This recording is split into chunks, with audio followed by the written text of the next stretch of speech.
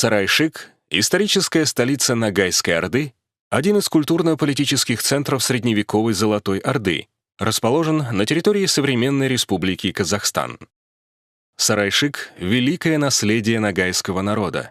Сарайшик — колыбель Ногайской Орды. Сарайшик — это преклонение перед истоками древности и связующая нить с будущим. Сарайшик — дань памяти мудрецам, жившим и писавшим летопись ногайского народа. Сарайшик расположен в 50 километрах от города Атырау. Согласно исторической версии, город был заложен еще в правлении основателя Золотой Орды хана Батыя в XIII веке.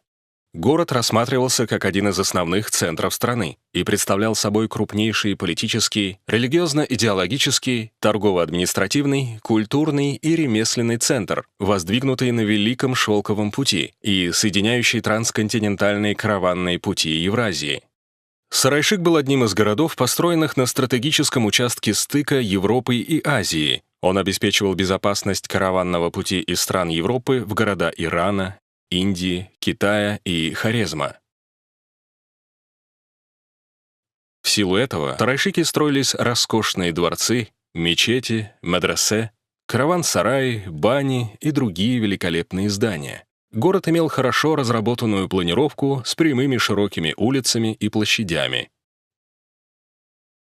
В ходе археологических раскопок было выявлено 3 этапа жизни города.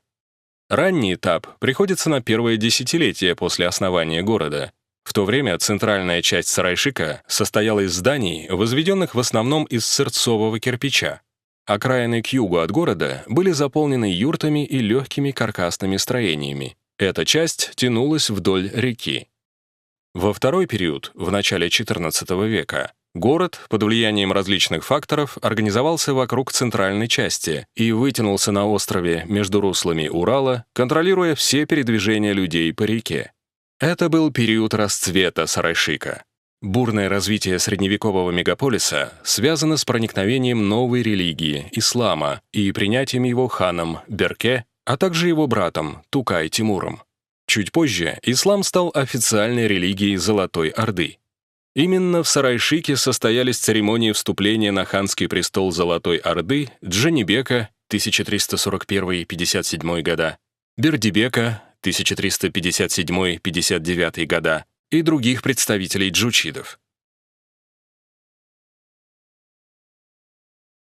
В конце XIV века стала угасать былая мощь города.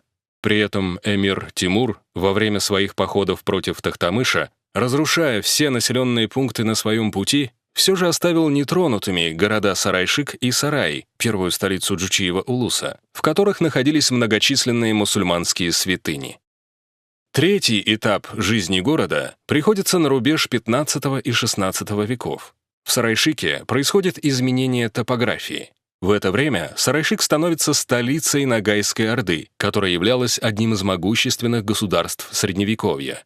Кроме политической верхушки средневекового ногайского общества, в городе жили представители мусульманского духовенства, которые были советниками при правителях Ногайской Орды и задействованы в дипломатических переговорах. Многие из них, как и представители светской знати, покоятся в Сарайшукской земле.